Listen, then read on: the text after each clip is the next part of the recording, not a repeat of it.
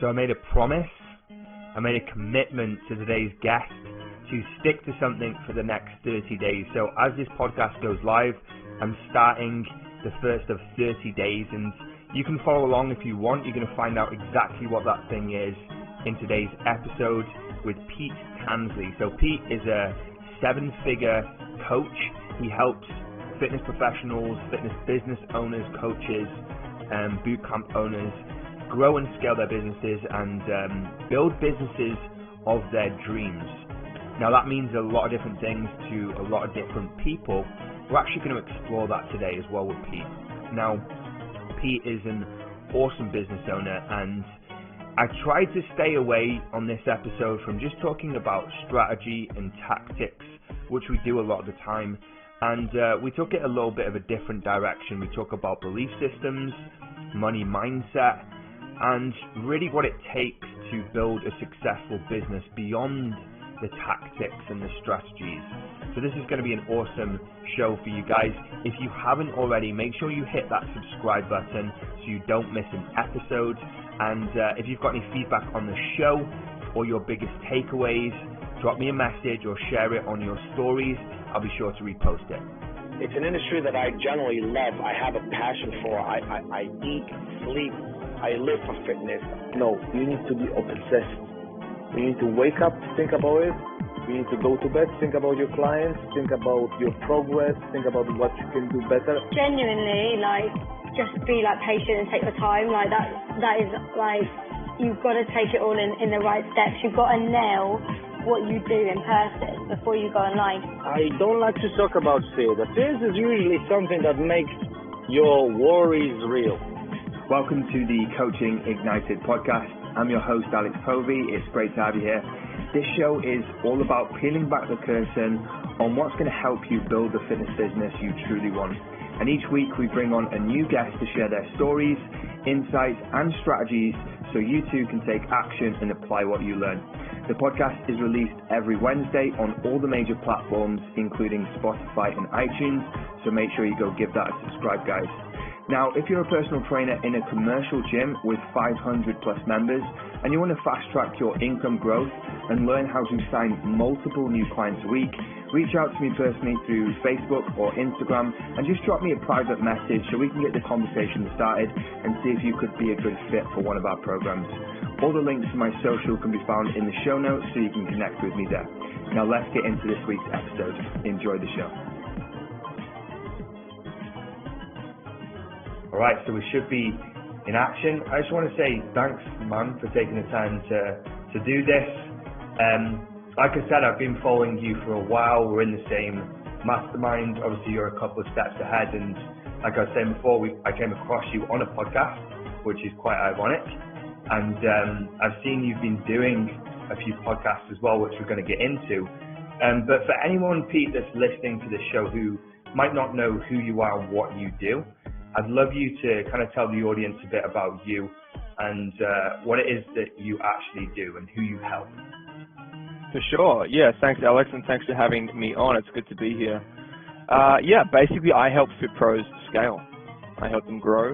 Often they're fantastic at the technical side of business of getting their client in shape, but they struggle with obviously positioning, with growth, with getting the leads and the sales and thinking right, so that they can go to the next level, basically. And what got you into it? So, why did you decide to help fit pros? Where did that even come from? Why not recruitment agents or bankers or corner shops? Where does this whole fit pro thing come from? Yeah, it's funny, man. I never wanted to be a business coach. It was something, I was a fit pro straight out of school, so 17 when I finished year 12, I went straight into it. Even back then, I didn't necessarily have aspirations to be a fit pro. I went through a body transformation myself. At the time, it was to get the attention of women, right? When you're 17, that's what you that's top of mind for most young guys. I think we're still doing that, Pete. I think we're still doing that at this age. Probably, yeah. It never escapes us. But that was the original goal as a 17-year-old. And then as I went through this body transformation, other things occurred. My confidence went up. My friendships grew because I met new people and was more confident. My income grew. And then I thought, hang on, you can actually get a career doing this. So this was in the year 2000. Yeah, 2001. And at the time, fitness in Australia at least was very, very small. There was no big chain gyms. There was no Fitness First, Good Life. It was the big sports centres that you would go to that had the squash centre, the swimming centre, the Les Mills group aerobics, group exercise. So I fell in love with the industry because I learned that when we transform somebody's body, they lost 10 kilos, 20 kilos, maybe even more. Every area of their life grew. So I fell in love with that. I fell in love with helping people go through what I went through, where their whole life elevates due to fitness as the vehicle. But then along the way, as I had my own gym and as we did retreats and online stuff, what I also loved was developing staff, developing a team. So with the gym, we had a team of 7 and lots of trainers were coming and going all the time, and I loved like training people up. So even then, looking back, it's like Steve Jobs says in that commencement speech to one of the viral videos on YouTube, that you can always connect the dots looking backwards. And I think looking back is like, yeah, I really love developing people around me. In a way, I was coaching them on their business, but it was just under a different format. But it wasn't until 2014 that a business partner with me at the time said, why don't you coach business? And I was like, yeah, I don't know. I don't see myself as a business coach. It was a bit of a cheesy title. But he said, you've been doing it your whole career anyway. Why not sort of formalize it? And that was my first step into quote-unquote business coaching. And we partnered up at the time to do some stuff. And I fell in love with this same exact thing.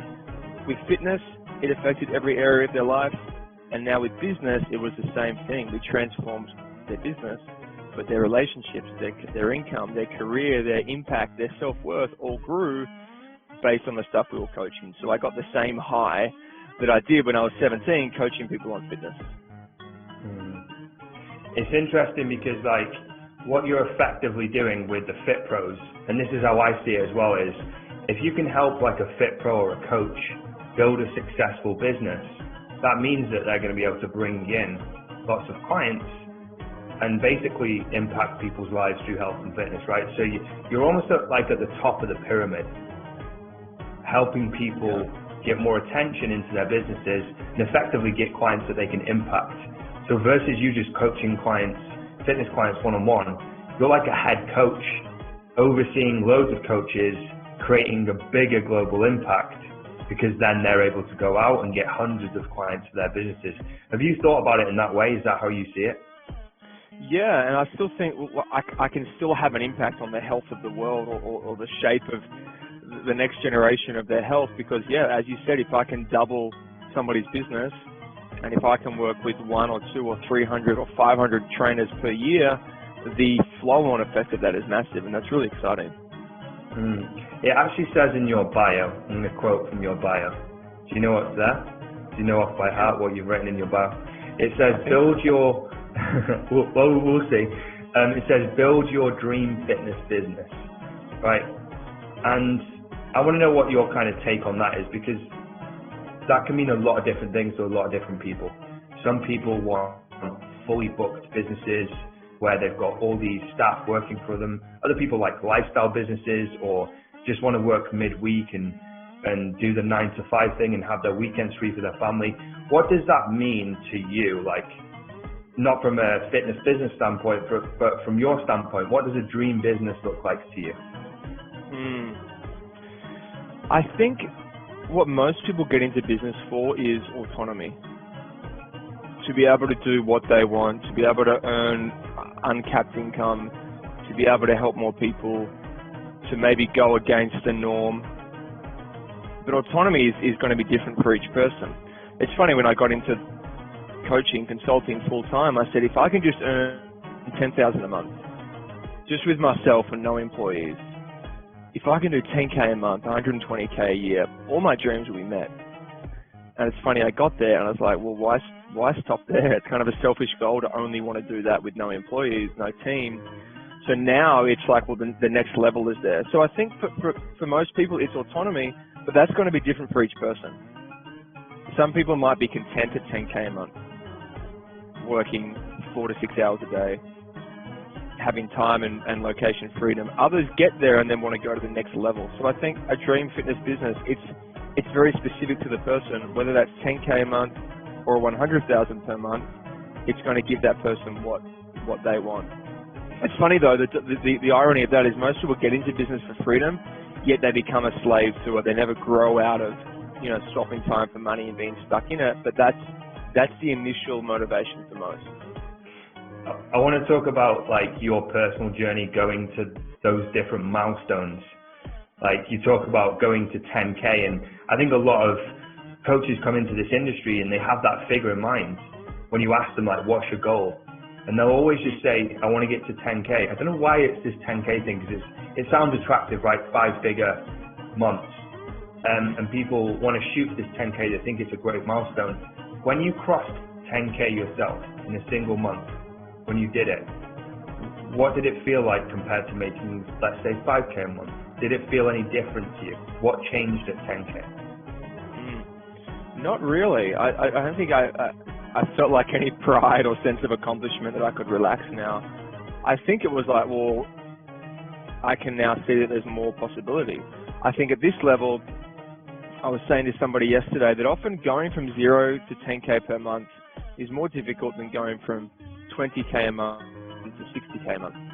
Because when you're at that level of 0 or maybe at 1 or 2 grand per month, you probably have a small audience, you probably have slow momentum, you probably don't have the marketing and sales system. So getting to 10K can feel like an incredible amount of work. But at 10K a month, let's say your package is 2K or 3K, you're only really helping a handful of people at a time. And I think if you're driven by impact, not just income, people will get to 10K and they'll want to scale past that. I think as well, 10K is, like, it sounds like a lot, but it actually doesn't go very far. Correct. You can't do a lot with 10K. Once you've covered like your overheads, your living costs, you're not really leaving much money to create an impact. And I think a lot of people just think that it's the holy grail when they come into it. And I know like actually the mastermind we're in is big on creating like these new levels of normal, where you're trying to like almost reprogram your mind or reset it and get rid of the old and think in a new way and create new levels of normal. Have you been reflecting on yourself as you've gone through this journey of growing your business, creating these new levels of normals?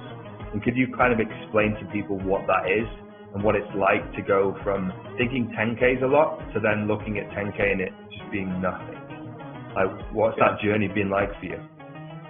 Dude, I think this is a good question. You've been in the UK, me here in Australia. About 200 years ago, the British sent the criminals and the best athletes to Australia, right? That's the story. But I think we still have that criminal mindset, that convict mindset. And I know UK is similar because I chat to other people in the UK about this, and we do calls to UK fit pros. Americans don't think like that. Americans don't think that money is scarce or that success is bad. It is normal in America.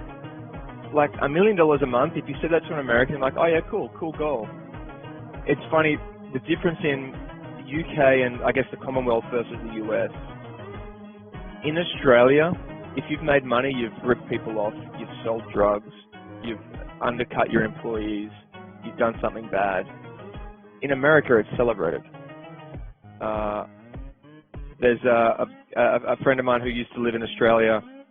He said he would drive his Lamborghini through Brisbane and people would spit on him.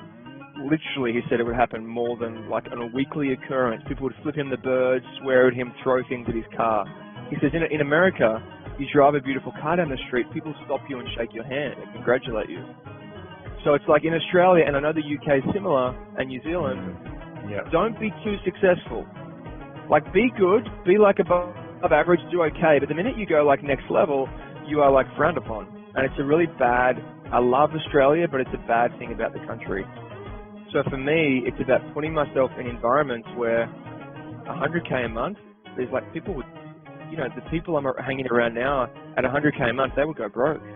They couldn't afford to pay their employees with that level of income.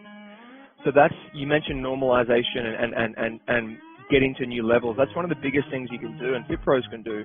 If all your buddies are fit pros earning 3K a month, you will have to leave the nest and hang around others playing at a bigger level, even in a different industry or doing different things, just to experience what that's like. Because if you think money is scarce or that not everyone can afford nice things and you're not putting yourself in those environments, it's going to hold you back. I love this because this is quite fitting with what you just did. Recently you went to a trip to Paris, right? With a ton of other business owners at different levels, and I think Jay Abraham was there, right? Who has helped people make billions in revenue. What was it like being in a room of those people, just so people can get like a grasp of what it's like to be in a room of people who are performing at the highest level and what that does to you? Like, what rubs off on you being surrounded by those people? Yeah, man, Jay really impressed me. He was better than I thought he would be. But just to chat with him and chat with the other people in the room, when you shake their hand, when you have a meal with them, when you break bread with them, and they're doing things much bigger than you, but you realize at the same time they're just normal people. You know, they still have the same issues we have. They still go to the toilet every day. They still spill things on their shirt. They still do all these normal human stuff, and it normalizes them, but it also inspires you that they are just normal people with flaws, with everyday problems, yet they are doing 5x, 10x, Jay probably 1,000x what I'm doing per year, yet they're still normal people. And Jay was really inspiring. Like, I think he's almost 70 years old. He looks 50, like he looks incredibly vivacious and young and energetic. He's very present. Yeah, he's a good looking guy. He looks healthy. He looks fit and healthy. He's really present when he talks to you. You know, someone of his level, he's not like, not talking to me because I'm only doing $1 million a year and going to brown nose this guy. He just like gave me heaps of time and was really incredible. But I think, yeah, you have to force yourself to be in those rooms. It's obviously 30 hours of flying to get there. It's a long way. Everywhere's a long way from Australia. But yeah, I think to your listeners and your clients and the people in your world, they have to be willing to travel and fly and drive and catch trains and do whatever necessary to force yourself into that environment. Do you feel yourself coming away from that like inspired or demotivated that you're not where they are? Because, and I know what your answer is going to be, Pete. I know what your answer is going to be, but I know there's so many people out there that almost have this like comparisonitis problem where they're comparing themselves to other people and they're not being inspired. They're actually being almost demotivated that they're not good enough, they're not where they should be, and it's almost like this epidemic. And I know you don't think in the same way, but just for the sake of this podcast, how did you feel coming out of that, being surrounded by all these people, some of them below you, most of them like really, really high up? How did that feel to you coming out of that situation? Yeah, for me this time it was that was never a concern. But if I think back to when I was 17, 18, going to my first events of this style, yeah, I used to think that. Like, I used to have issues like, who am I to add value? At a discussion talking about big things, who am I to even chime in with my opinion? And as a natural introvert, I used to hate going to events. A part of me still does, because I have to force myself to be extroverted and put myself out there. So, look, it's easy for me to say like now, no, there was no issues with that. But if I think back, and you reminded me 10 years ago, 15 years ago, it was a big struggle to go to those events. Because I thought, they're way further ahead of me. What value will I have to add? No one wants my opinion. I grew up like it was like, Pete, you can be seen but not heard. Don't chime in at the dinner table, right? Like, just keep to yourself. So then going to an event with big players, it took some practice to shift out of that. But I think if anyone has that, if anyone's a natural introvert, you just have to flex that muscle. You just have to go and through exposure, get over that and put yourself out there and shake 50 hands a day and meet new people until it becomes a little less awkward and you have less of that comparisonitis and you can just put yourself out there more comfortably. Love that. Love that word flex as well. It's got flex the muscle. very fitting for working with Fit Pros. Whilst you were out there, I noticed that you recorded a podcast with Eli Wilde. Right? For anyone who doesn't know who Eli is, he's Tony Robbins' top sales guy, right? And I saw you guys did a podcast, which is awesome. I want to know, what did you guys talk about on that podcast?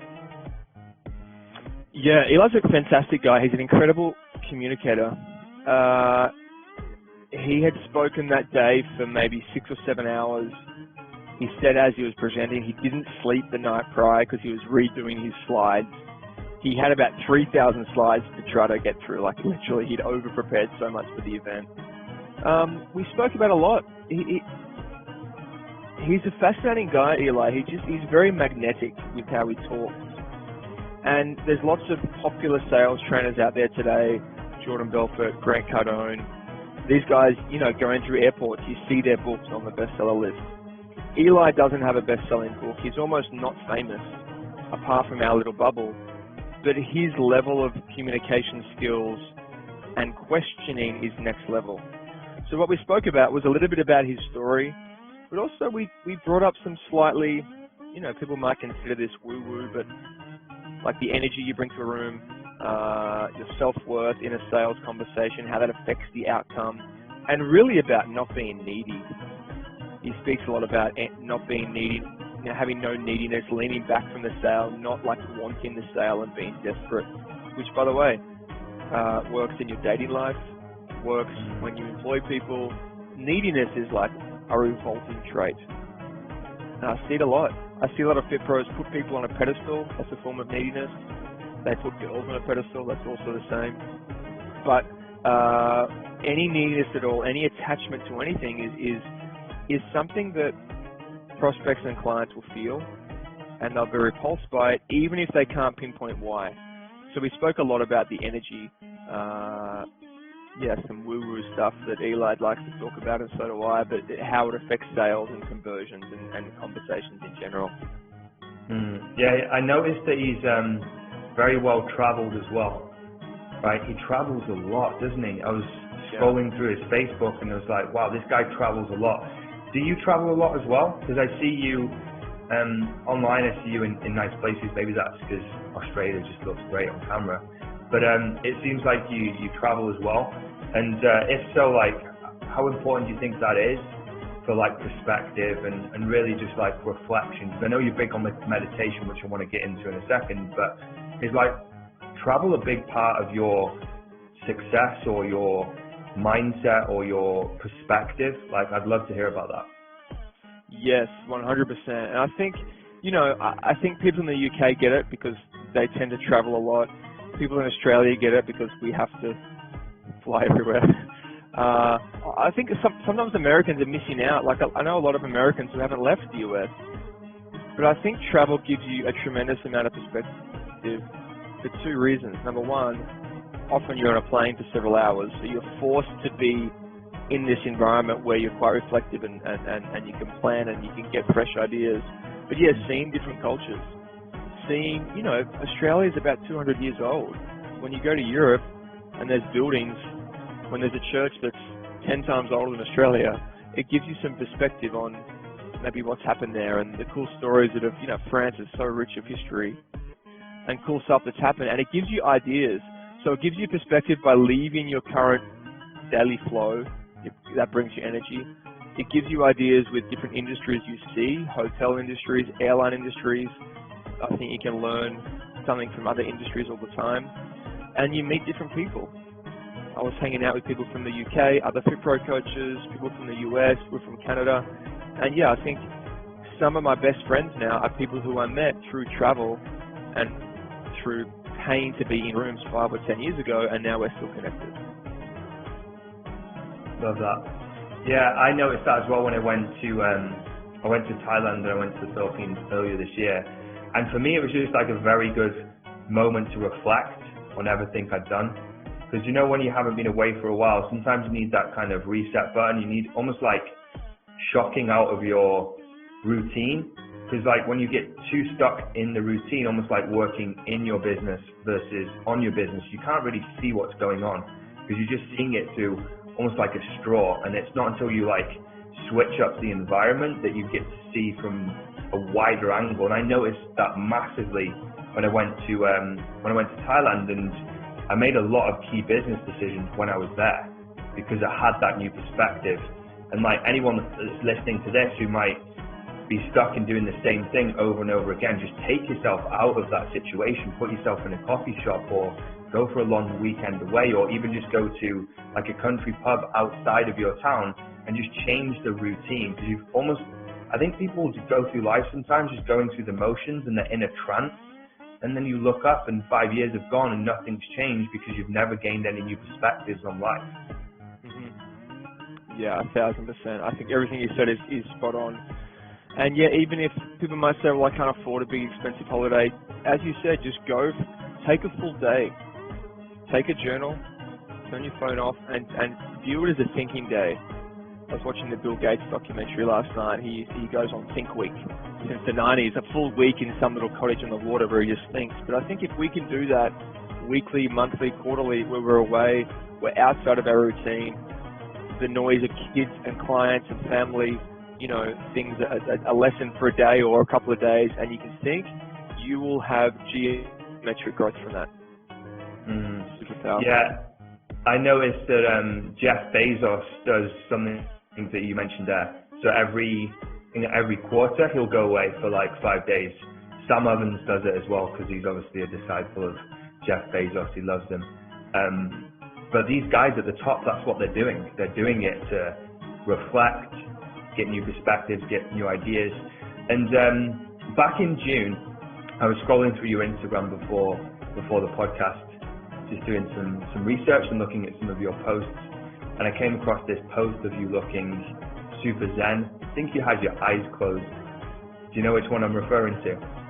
Yeah, it's one of the meditation posts. I don't know which one exactly, but I'm thinking it's one of the meditation posts.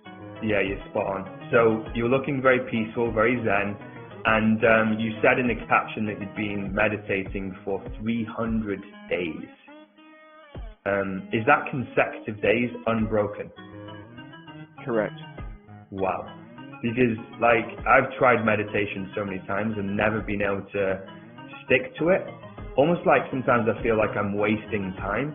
But I'm sure you're going to give us a perspective on why you're meditating every day and what it's done for you. So I'd love to know what impact that's had on your life, your business, your mindset. Like, what's it doing for you, Pete? Why are you doing it so much?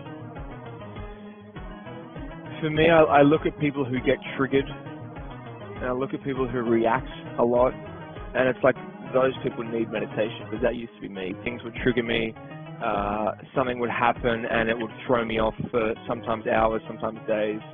So meditation has really stopped anything triggering me, because there's a space between event and the reaction. So somebody cuts you off in traffic, there's often an automatic and instant reaction to that. All through, that's the small thing, right? But then something like a prospect who you think is a good fit, they say no to you, or a client, you've done everything for the client and they complain about your business, or something happens like that, and people get triggered very, very easily. Meditation decreases that. It's, I probably started meditating 15 years ago, but never did it properly. I would do it for 5 days and quit for a month. I'd do it for 3 days and stop for 60 days. It wasn't until, probably 14, 15 months ago now that I said, I'm going to do 30 days in a row. 10 minutes, first thing in the morning, 30 days in a row. And I did that, and I said, maybe I can go 100 days. And then by 30, it was quite easy. So 30 to 100 was simple. Then I thought, screw it, I'm just going to keep going for another, for a full year. And it's been going since then. But for me, it's helped me be more present with people. It's helped me be less judgmental. It's helped me, I don't get triggered at all. It's a secret weapon to growing a business. It almost feels like I'm outside of myself looking back and looking very objectively at things versus reacting and stressing and probably rushing to an early grave. People are like, oh, dude, you look 20 years old. Why do you look so young? And I think like meditation keeps you calm and keeps you less triggered, and is probably a secret to anti-aging. Is that the secret to your like amazing hairline? Because it's pretty good. Maybe it is. I'm not sure. My entire family, I think, were pretty much bald at my age, so maybe I've skipped that gene somehow or hacked it through health and meditation. Yeah, I'm not sure.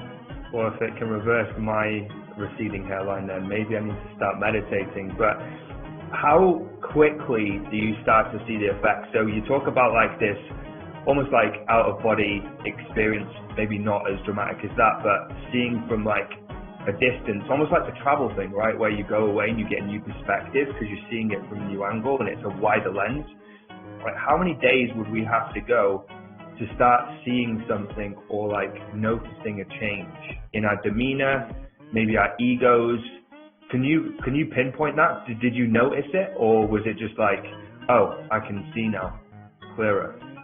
Yeah, I think around that 30-day mark for most people, there would be some minor tweak in levels of awareness or noticing less triggering responses to things. I would say 30 days would be a great benchmark for people. And I've found the best time for me to do it anyway, and the people I've recommended it to, is first thing in the morning.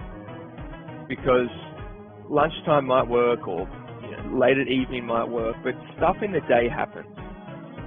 But if you can set your alarm 15, 20 minutes early and roll out of bed and do it straight away, there is some science to this. Like Joe Dispenza says, first thing in the morning, your brainwaves are different, so it's easy to tap into like a meditative state.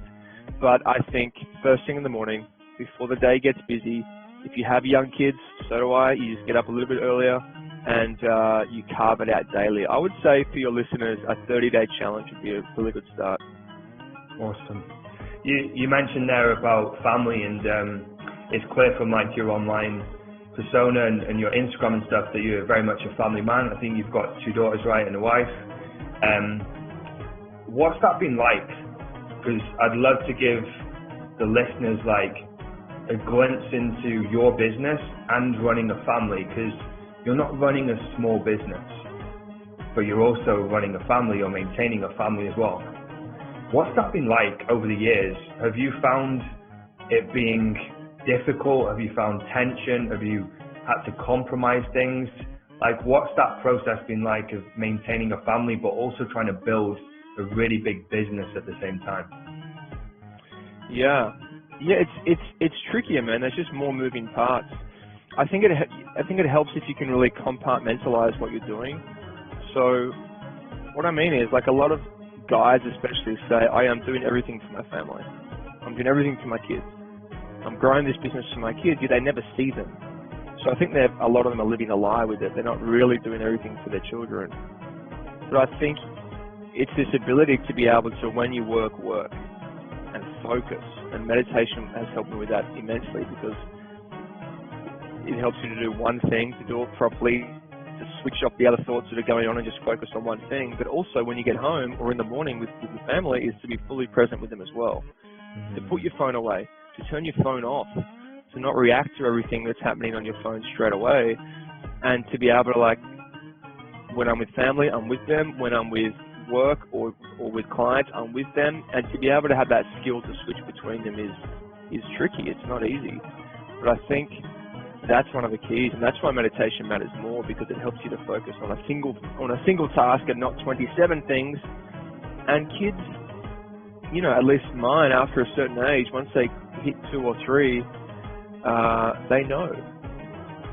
They can tell when you're on the phone. They can tell when you're trying to work and be a parent, and they will test you with that. And I think it's a great teacher to be fully present with either work or family, and to switch between the two is a skill that's worth getting good at. Love that.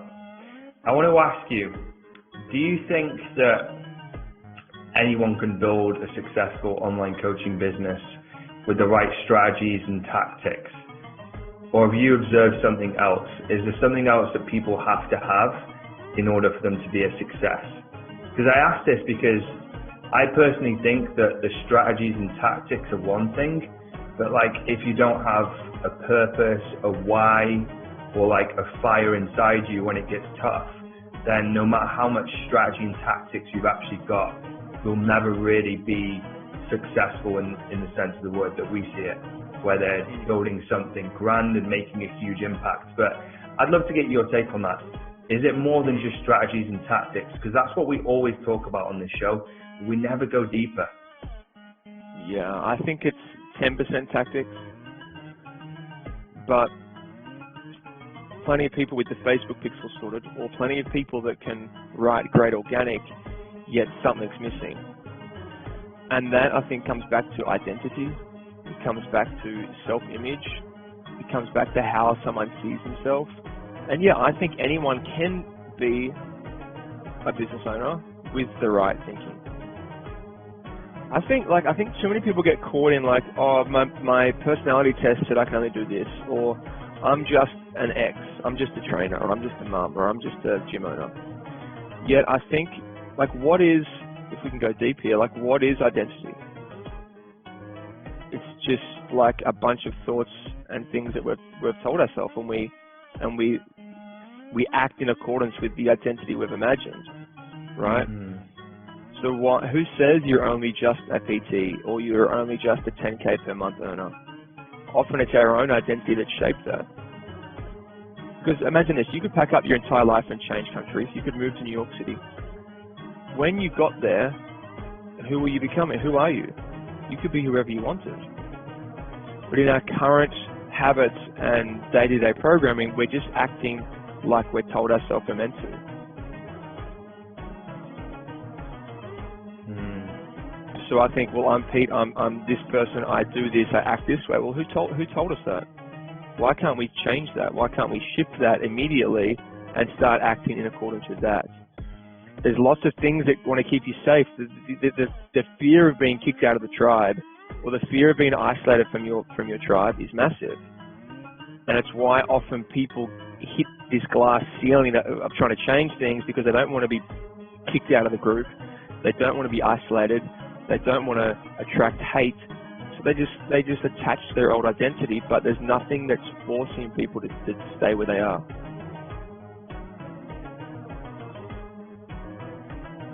Yeah, you got me thinking about that identity thing, because it's almost just made up,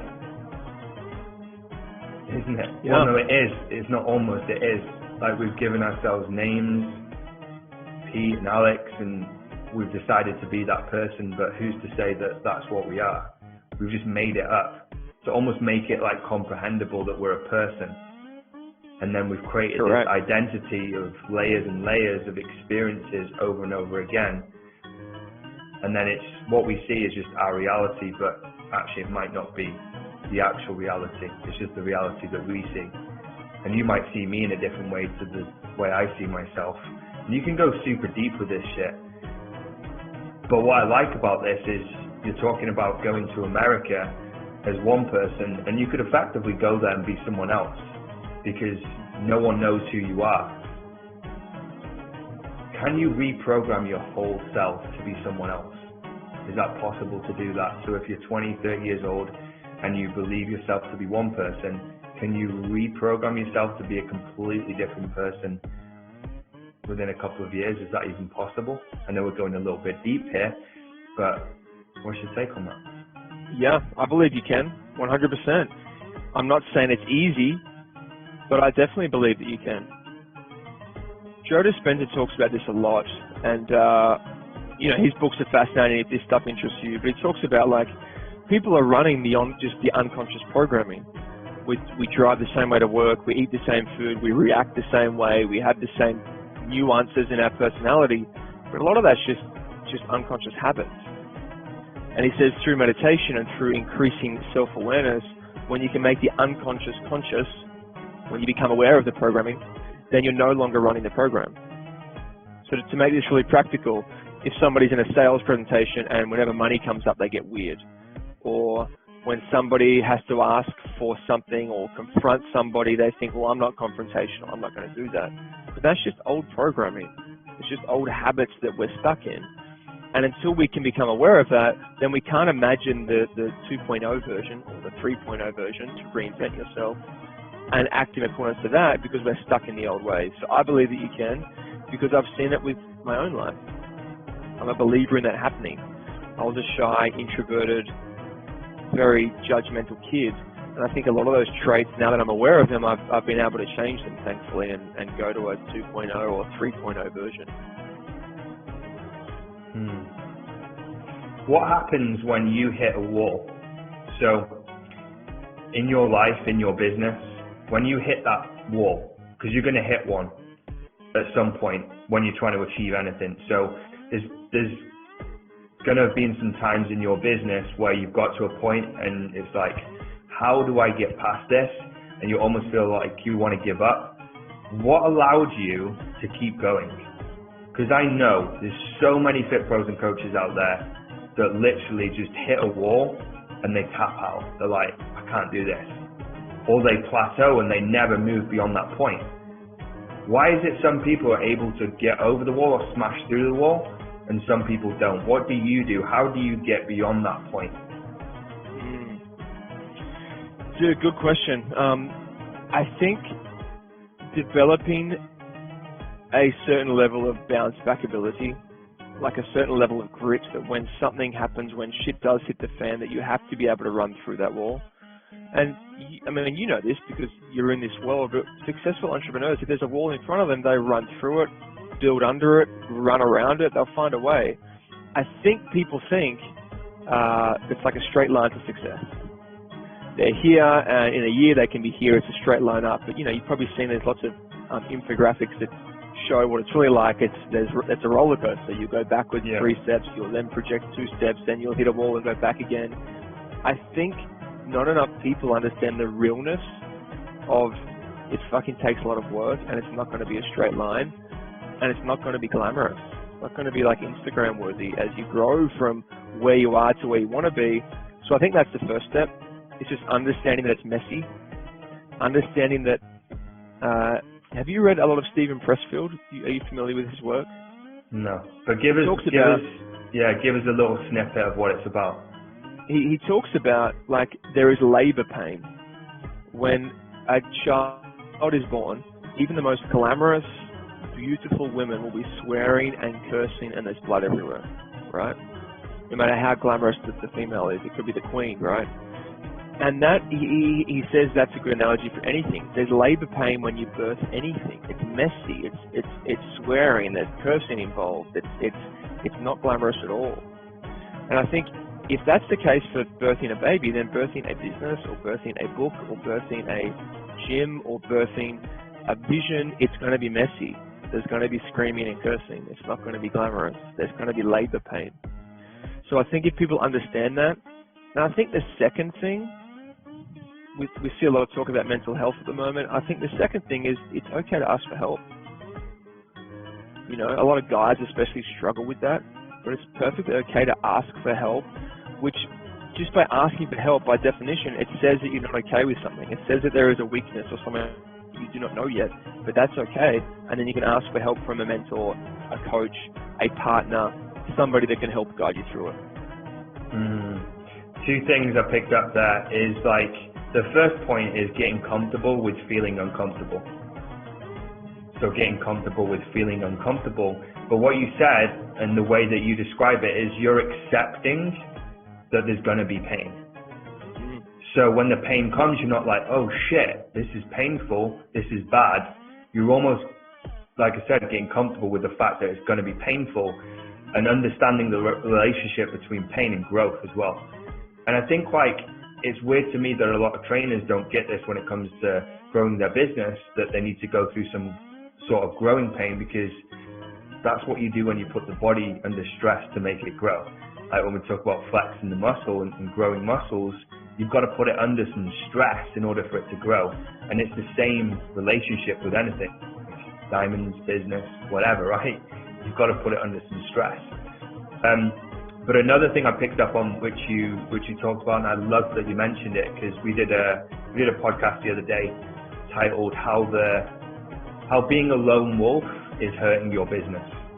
How being a lone wolf is hurting your business, and I literally just put out an Instagram post saying literally what you just said about reaching out for help. And it's kind of fitting with this whole mental health thing right now, and I think it's not just the guys either, because we had a female host on this podcast. And she was saying that she didn't want to reach out either because she wanted to be perfect and she didn't want to come across that she was failing. I think we have this feeling that if we reach out for help because it's too painful, that we're almost quitting and we're admitting that we're failing, and that damages the ego. And that's the biggest trap of all, is not reaching out. And anyone would look at you and go, wow, this guy Pete, he's so relaxed, he can meditate, he's so calm, he's making all this money, he's super successful, he's helping other people. But I imagine that at some point you reached out to someone else and asked for help when you were not sure what to do next. Can you talk about that? Yeah, I mean, I wish I did this earlier, and I wish I did it more often. What I've noticed from other groups I'm in, mastermind groups I've been in the past, is that the people who ask the most questions win the most. Like, there are people in some groups I'm in now that they ask questions every single day. And I used to look at that and think, I would never ask that question. It looks like it's a stupid question, but they don't care. They want the answer. So I think the ability to extract value from something comes down to being okay asking even the dumb questions, because that's what you're there for. If you're in any relationship where you're there to get help and you're not asking questions, you're not getting the most value from it. So yeah, it's perfectly okay to ask. We have to drop the ego around it. We're too scared about asking a dumb question or what we think is a dumb question. But in 10 years, those dumb questions are going to help you get to where you want to get to. So it's totally okay to ask for help. People should ask for more help. My goal when I go into a program is to be their best client and their worst client. Like, their best client in terms of growth, but their worst client in terms of, oh God, Pete's got more questions. And just asking more and more questions over time. But it's tricky, man. I wish I asked for help sooner. I would be light years ahead now if when I was 22 I asked for more questions, but I wanted to, pretend I had it all together. But I think as you grow, you drop that ego or that whatever it is, and you're just happy to ask more questions. I imagine that the meditation has played a role for you though, because that helps you almost control the ego and maybe your emotions. Does it help you make clearer decisions when it comes to things like that? For sure. Yeah, 100%, because it just sheds that stuff off of you, and you think, well, what have I got to lose by asking? And I think, yeah, the meditation has helped with that immensely. It's helped with everything, dude. It's helped in so many areas, in focus, in letting go of that, in shaping what that 2.0 version is, and then you can start to act in accordance with that. And I think, the goal of meditation is to increase awareness, to increase focus. So there are other tools that do it as well. Journaling can be helpful for a lot of people. Things like ecstatic dance or bioenergetics or vibrating or shaking and just letting things out can have a similar effect. The goal of them all is to increase awareness. You just got to find what works for you, and you've got to do it for more than 10 minutes. You've got to do it consistently, and it will have similar effects. Yeah, I keep circling back to the meditation thing. I'm just trying to get you to sell me the idea. Literally. That's why I got you on this podcast. Do it for 30 days. Do it for 30 days. Can you do it for 5 minutes a day for 30 days? I think what I'll do is I want to hold myself accountable. So when this podcast airs and it goes live, I'm going to start my 30-day meditation exercise.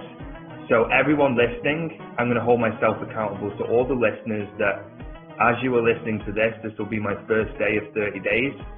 And I'll try and document it and keep you in the loop. And I'll hold myself accountable to Pete as well. Powerful thing, accountability, guys.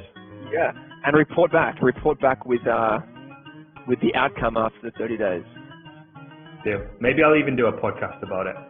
You totally should. Do a recap. Do a recap after 30 days of what you learned. So I know we're kind of closing in on the hour, but I imagine you to be a very avid book reader. Maybe I'm wrong, but you strike me as a book reader, right? I am, yeah. I imagine you read a lot of books in your kind of Zen pose as well. But I want to make it super practical because I know we haven't spoke about loads of strategy for the fit pros and personal trainers. I'm trying to switch gears on this podcast and just unpack some things that most people don't talk about, right? But with the whole book thing, I'd like to make it practical for the guys and girls. What books would you recommend for fit pros? Is there any specific books that fit pros should be reading that would help them in some way with their business? Whether it's sales, whether it's marketing, whether it's meditation, mindset, what would you like to dish out to people? Yeah, I'll go through a couple so it's super practical. I think the Bible for everybody should be How to Win Friends and Influence People. They should not just read that once, they should read that 10 to 20 times. You should read it a few times straight away and then come back to it annually. It is everything on relationships, on trust, on building human connections. It is the ultimate. So that's number one. Number two, I think everybody should read all of Dan Kennedy's books, one of like the OGs on marketing. But one that will be super practical is, it's called Wealth Attraction in the New Economy. It's basically about money mindset, how to think about money, how to think about success. It ties into some of the stuff we spoke about earlier about like not being too successful and money being evil. That will change your business a lot. And then one that probably people haven't heard about a lot is called Obvious Atoms. Obvious Atoms. It's a super quick read. You could probably read it in less than an hour. I heard back in the day David Ogilvy made all his staff read it, and I think it's incredibly valuable. Obvious Atoms. Awesome. That would be the three. The first one I read it when I was 17 years old. It was amazing. I remember it's got a purple cover. Yeah, it's incredible. It's literally, it's life, isn't it? If you think about it, because it's all on relationships and how to speak to people, not to like criticize people. If you're going to criticize someone, criticize yourself first. And listening, it's just a very practical book that will help you with everything. Getting a girlfriend, cutting deals, sales, everything. So I love that book. The others I haven't heard, so that's great for me, and I'll dive into those. Maybe we can put some links in the show notes. But as you wrap this up, one, let's just recap on like what specifically you help people with, and if they wanted to learn more about what you actually do, and how to get like into your world, how can they do that? Yeah, I mean, all the socials, it's just under my name, Pete Tansley, Instagram and Facebook, probably more active on Facebook. And you can check out our website, which is the same URL, petetansley.com. There's free webinars there, free books to read, free articles and blogs there to check out. And if any of your readers have questions, feel free to just DM me. Say that you mention this podcast, mention anything you need, and I'll be happy to help any of your listeners. Awesome. I really appreciate you coming on, Pete, and hope you enjoyed it. For sure, man. Thanks for having me. It's been fun.